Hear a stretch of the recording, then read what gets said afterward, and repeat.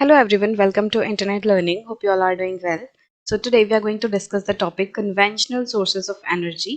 मतलब कि हमने लास्ट वीडियो में डिस्कस किया था कि जो एनर्जी रिसोर्सेज हैं उनको हम conventional and non conventional sources में क्लासिफाई कर सकते हैं। तो इस सेक्शन से हम शुरू करेंगे कि कौन कौन सी ऐसी कन्वेंशनल सोर्सेज ऑफ एनर्जी हैं जो कि हमारे देश में काफ़ी ज़्यादा यूज़ होती हैं और काफ़ी इंपॉर्टेंट है हमारे लिए। तो सबसे पहला है coal. In India coal is the most abundantly available fossil fuel. तो इंडिया में कोल जो है वो सबसे ज्यादा मात्रा में पाया जाने वाला फॉसिल फ्यूल है। फॉसिल क्या होते हैं, अगर बहुत ही इजी लैंग्वेज में बताऊं तो fossil basically dead animals and plant remains होते हैं। मतलब जो काफी टाइम पहले जो जानवर या जो पेड़ पौधे मर गए थे और जो जमीन में दबे हुए हैं उनको हम फॉसिल्स कहते हैं। तो फॉसिल फ्यूल्स क्या हो गए भाई? ऐसा फ्यूल, ऐसा ईंधन जो कि फॉसिल से बना हुआ है। जैसे कि कोल, तो कोल है फॉसिल फ्यूल। इसको अभी हम जस्ट पढ़ेंगे कि भाई कोल कैसे बना है। तो कोल बेसिकली प्लांट मटेरियल से बना है। तो it provides a substantial part of the Nations energy needs. तो कोल जो है वो हमारे देश में एनर्जी प्रोवाइड करने में काफी ज्यादा इंपॉर्टेंट रोल प्ले करता है।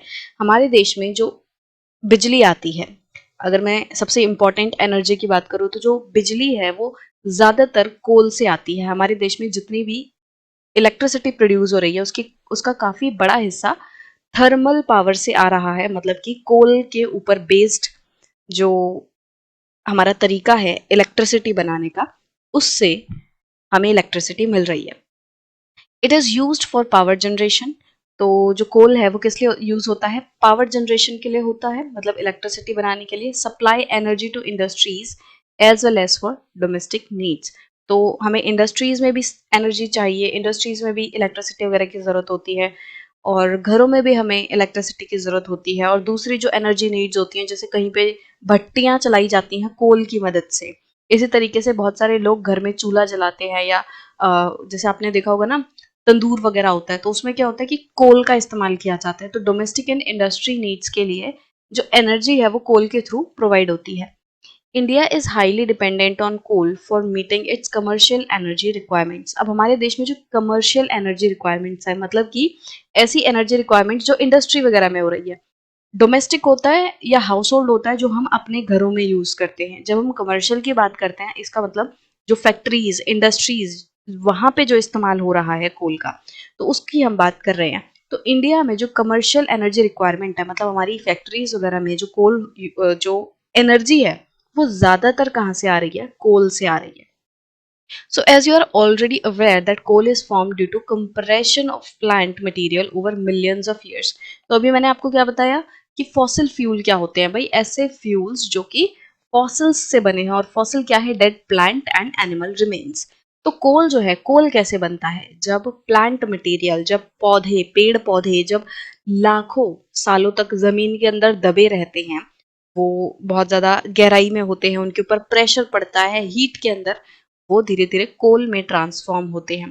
तो कोल जो है वो कैसे बनता है? प्लांट मटेरियल की वजह से बनता है। जब प्लांट मटेरियल कंप्रेस होता है, दबता है, उसके ऊपर प्रेशर पड़ता है, और वो भी लाखों सालों में, मिलियंस ऑफ ईयर्स। 1 मिलियन कितना होता है? 10 लाख साल।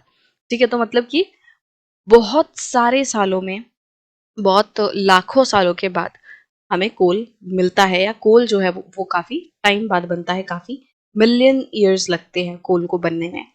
Coal, therefore, is found in a variety of forms depending on the degrees of compression and the depth and time of burial. तो इसीलिए देखो, अब प्लांट मटेरियल है, ये प्लांट मटेरियल जब बहुत टाइम तक जमीन के अंदर दबा रहा, कंप्रेस होता रहा, इसके ऊपर दबाव पड़ता रहा, तब जाके कोल बना। अब जितने प्लांट मटेरियल्स हैं वो जरूरी तो नहीं सब एक ही टाइम पे एक ही कंडीशन में दबेंगे, जमीन में बरी होंगे। तो कोल अलग अलग तरीके का होगा। ये डिपेंड करेगा कि वो जो प्लांट मटेरियल है वो किस टाइम पे बरी हुआ था, किस टाइम पे दफनाया गया था, या किस टाइम पे वो जमीन के अंदर गया। दूसरा कंप्रेशन, कि कितने ज्यादा उसके ऊपर कंप्रेशन पड़ रहा है, कितना ज्यादा दबाव है उसके ऊपर। भाई कोई जगह ऐसी होगी जहां पे दबाव इतना ज्यादा नहीं होगा, कुछ जगह ऐसी होंगी जहां पे दबाव बहुत ज्यादा होगा, कंप्रेशन बहुत ज्यादा होगा।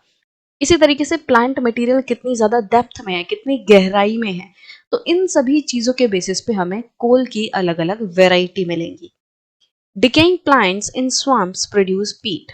अब ऐसे प्लांट्स जो डिके हो रहे हैं, डिके मतलब एक तरीके से सड़ रहे हैं, गल रहे हैं, डिकम्पोज हो रहे हैं, ठीक है, ऐसे डिकेड प्लांट्स जो कि स्वैम्प्स में पाए जाते हैं। स्वैम्प्स क्या होते हैं? स्वैम्प्स बेसिकली गीला इलाका होता है, ऐसी जमीन होती है जहां पे लगभग पूरे टाइम पानी रहता है, मतलब जमीन जो है वो पानी से घिरी होती है, वहां कीचड़ कीचड़ आपको देखने मिलेगी और वहां पे पेड़ पौधे आपको नॉर्मली देखने मिलते हैं, ठीक है। तो ये बेसिकली एक ऐसा इलाका होता है, स्वैम्प्स को हम ट्रांजिशन लैंड भी कहते हैं, ऐसी एरिया कहते हैं जो ट्रांजिशन फेज है। जमीन है यहाँ पे और जमीन के बाद यहाँ पे क्या शुरू हो रहा है? यहाँ पे कोई नदी या समुद्र शुरू हो रहा है। तो यहाँ पे एकदम जमीन है, ठीक है, और यहाँ पे समुद्र है। तो इनके बीच का जो एरिया है इसको हम स्वैम्प्स कहते हैं, क्योंकि ये जो एरिया है ना ही कंप्लीटली सूखा होगा जमीन की तरह और ना ही ये कंप्लीटली गीला होगा, मतलब जैसे समुद्र है वो तो सिर्फ पानी पानी है, तो वैसा भी ये एरिया नहीं होगा। ये एरिया कैसा होगा? यहाँ जमीन है, जमीन के ऊपर थोड़ा सा ही पानी है, जिसकी वजह से ये जो एरिया है पूरा गीला गीला रहेगा, कीचड़ रहेगी, और यहाँ पे भी अलग तरीके के प्लांट्स एंड एनिमल्स उगेंगे, ठीक है। यहाँ पे जो प्लांट्स एंड एनिमल्स होंगे वो एक तरीके से पानी मतलब ये जो जमीन है प्लस जो पानी है उसका मिक्सचर रहेगा। दोनों ही तरीके के आपको जानवर यहाँ पे देखने मिलेंगे। ऐसे जानवर भी देखने मिलेंगे जो पानी में पाए जाते हैं, ऐसे जानवर भी देखने मिलेंगे जो सिर्फ जमीन पे पाए जाते हैं, मतलब कि लैंड वाले वो प्लांट्स एंड एनिमल्स भी देखने मिलेंगे। तो ये बेसिकली एक ट्रांजिशन फेज है। तो यहाँ पे क्या है? गीला इलाका है ये। तो यहाँ पे क्या होता है? यहाँ पे पीट मिलता है, कोल की एक टाइप है जिसे हम पीट कहते हैं, which has a low carbon and high moisture contents and low heating capacity। तो पीट जो है वो क्वालिटी वाइज सबसे लो ग्रेड का कोल है। इसमें लो कार्बन कंटेंट रहता है, मतलब कि पीट के अंदर जो कार्बन है वो बहुत कम रहता है। और देखो, पानी वाले इलाके में ये पाया जाता है। यहाँ पे पानी वाले इलाके में स्वैम्प्स में जो प्लांट्स एंड एनिमल्स डिके हो रहे हैं, उन प्लांट्स की वजह से ये पीट बन रहा है। तो जाहिर सी बात है यहाँ पे मॉइस्चर इनके अंदर बहुत ज्यादा होने वाला है, तो हाई मॉइस्चर रहता है। बहुत ज्यादा जब मॉइस्चर रहेगा तो जाहिर सी बात है वो चीज अच्छे से नहीं जल पाएगी। जैसे कभी आपने देखा होगा कि कोई गीली लकड़ी है, अगर आप गीली लकड़ी को जलाओगे तो उसमें से बस धुआं धुआं निकलेगा, वो सही से जल नहीं पाएगी। वहीं अगर आप एक सूखी प्रॉपर सूखी लकड़ी को जलाओगे तो वो तुरंत बढ़िया तरीके से जल जाएगी, उसमें आग दिखेगी, वो हीट अच्छी देगी, है ना। तो वही यहाँ पे मतलब केस है कि जो पीट है, क्योंकि उसके अंदर लो कार्बन है और प्लस मॉइस्चर बहुत ज्यादा है, तो इसकी हीटिंग कैपेसिटी भी बहुत लो है, ये बहुत अच्छे से नहीं जल पाता। फिर सेकेंड टाइप जो है कोल का वो है लिग्नाइट। ये थोड़ा बेटर है पीट से। Lignite is a low grade brown coal. ये भी थोड़ी बेकार क्वालिटी का ये, बट पीट से अच्छा है। तो ये ब्राउन कोल है, भूरे रंग का रहता है, which is soft with high moisture content. तो ये वाला जो टाइप है कोल का, ये सॉफ्ट रहता है और इसमें भी मॉइस्चर कंटेंट थोड़ा ज्यादा ही रहता है। The principal lignite reserves are in Neyveli in Tamil Nadu and are used for generation of electricity. तो लिग्नाइट का जो रिजर्व है नॉर्मली, मतलब मेन तौर पे हमें तमिलनाडु के नेवेली जगह पे पाया जाता है, और इसको लिग्नाइट को इलेक्ट्रिसिटी जनरेशन के लिए यूज किया जाता है, मतलब जो थर्मल पावर है उसमें लिग्नाइट का इस्तेमाल होता है। Coal that has been buried deep and subjected to increased temperatures is bituminous coal। ऐसा कोल जो कि बहुत ज्यादा गहराई में दफनाया हुआ है, बहुत ज्यादा गहराई में मिलता है, प्लस टेम्परेचर बहुत ज्यादा है, इसमें हीट जो है वो बहुत ज्यादा इसके ऊपर पड़ रही है, दबाव इसके ऊपर बहुत ज्यादा पड़ रहा है। ऐसे कंडीशन में कौन सा कोल पाया जाता है? बिटुमिनस कोल पाया जाता है। It is most popular coal in commercial use. और बिटुमिनस कोल जो है वो और बेहतर क्वालिटी का है, लिग्नाइट से बेहतर क्वालिटी का है, और ये सबसे ज्यादा फेमस है, पॉपुलर है कमर्शियल यूज में। जो कमर्शियल इंडस्ट्रीज है, एक तरीके से फैक्ट्रीज वगैरह हो गई, वहां पे बिटुमिनस काफी ज्यादा मात्रा में यूज किया जाता है। Metallurgical coal is high grade bituminous coal which has a special value for smelting iron in blast furnaces. अब जो ब्लास्ट फर्नेसेस होती है या फिर जो स्मेल्टिंग इंडस्ट्री है, जिसमें कि जैसे आयरन ओर वगैरह हो गई, आयरन ओर को पिघला के उसको प्योरीफाई करके उसमें से आयरन हमें बनाना है, तो उसमें क्या होता है, बहुत बड़ी बड़ी भट्टियां रहती हैं और उन भट्टियों में कोल डाला जाता है और वो कोल जलता है, जिसकी वजह से जो भी मटेरियल है, मेटल है, मिनरल है, वो पिघलता है, ठीक है। और फिर उसकी प्रोसेसिंग शुरू होती है। तो ये जो मेटल्स वगैरह होते हैं वो बहुत ज़्यादा हीट पे, बहुत ज़्यादा टेम्परेचर पे पिघलते हैं। तो इनके लिए हमें क्या चाहिए, कोई ऐसी चीज़ चाहिए जो बहुत अच्छी हीट प्रोवाइड कर सके। तो बिटुमिनस कोल जो है वो ऐसा कोल है जिसे मेटलर्जिकल कोल भी कहते हैं। मेटलर्जिकल कोल बेसिकली क्या है, बिटुमिनस का हाई क्वालिटी वाला कोल है। ऐसा बिटुमिनस जो कि हाई ग्रेड है, मतलब कि और अच्छी क्वालिटी का है। ठीक है, बिटुमिनस वाली कैटेगरी में ही अच्छा वाला जो क्वालिटी है या अच्छा वाला जो कोल है वो स्पेशली यूज होता है मेटलर्जिकल कोल की तरह। और इसमें क्या होता है, जो ब्लास्ट फर्नेसेस होती हैं, जो भट्टियां होती हैं, उनमें डाला जाता है और फिर आयरन स्मेल्टिंग के लिए उसको यूज किया जाता है। अब बिटुमिनस के बाद अगर हम बात करें तो लास्ट जो टाइप है कोल का वो है एंथ्रासाइट। तो बिटुमिनस एक तरीके से सेकेंड बेस्ट क्वालिटी का कोल है और सबसे अच्छी नंबर वन क्वालिटी का कोल होता है anthracite. So this is the highest quality hard coal. तो हार्ड कोल में हाईएस्ट क्वालिटी का जो हमें कोल मिलता है वो है anthracite. In India coal occurs in rock series of two main geological ages. तो इंडिया में जो कोल है वो रॉक सीरीज में पाया जाता है और वो भी मेनली दो एजेस का, मतलब कि कोल जो है वो दो टाइम पीरियड का हमें मिलता है। और ये किन में मिलता है, रॉक्स में मिलता है, नेमली गोंडवाना। गोंडवाना जो टाइम है उस टाइम का कोल हमें मिलता है। ये जो पीरियड है ये लगभग 200 मिलियन ईयर्स पहले का है। आज से लगभग 200 मिलियन ईयर्स पहले जो प्लांट्स एनिमल्स, बेसिकली प्लांट्स जो हैं, जब वो बरी हुए होंगे, जब वो मरे होंगे और जमीन में गए होंगे, तो उस टाइम के जो प्लांट्स हैं वो धीरे धीरे करके उनके ऊपर प्रेशर पड़ा, कंप्रेस हुए, हीट के थ्रू गए वो, और धीरे धीरे करके वो कोल बन गए। तो उस टाइम के एजेस का जो कोल है वो हमें मिलता है। तो ये क्या है, गोंडवाना एज, और ये लगभग 200 मिलियन ईयर्स पहले का टाइम था। इसके अलावा and in tertiary deposits which are only about 55 million years old. तो दूसरे तरीके का जो रॉक सीरीज है जिसमें हमें कोल मिलता है वो है टेरिशरी डिपॉजिट्स जिसे हम कहते हैं, और ये टाइम पीरियड लगभग 55 मिलियन ईयर्स ओल्ड वाला टाइम है। मतलब कि आज से 55 मिलियन ईयर्स पहले जो प्लांट्स वगैरह रहे होंगे, तो उस टाइम के प्लांट्स दब गए और अब वो हमें कोल की तरह मिल रहे हैं। तो ये इसका मतलब है कहने का। ठीक है, तो दो एजेस हैं, Gondwana and tertiary deposits. Gondwana 200 million years पहले की और जो टेरिशरी डिपॉजिट्स हैं वो 55 मिलियन ईयर्स ओल्ड है। ठीक है, यहाँ पे इन एजेस के कोल हमें मिल रहे हैं इंडिया में।